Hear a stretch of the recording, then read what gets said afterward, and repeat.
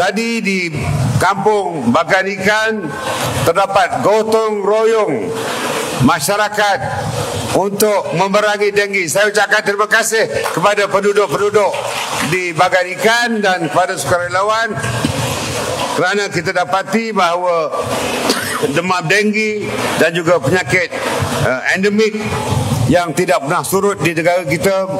Jangan harap Kementerian Kesihatan saja yang menangani, mendepani permasalahan ini. Kita sebagai rakyat keseluruhannya hendaklah bersama-sama dengan Kementerian Kesihatan untuk memerangi endemik ini, kerana tahun lalu saja kita dapati ada 120,000 kes denggi yang telah direkodkan di seluruh negara.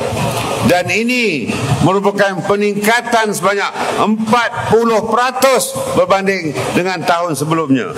Dan ini harus menjadi tanggungjawab kita bersama-sama.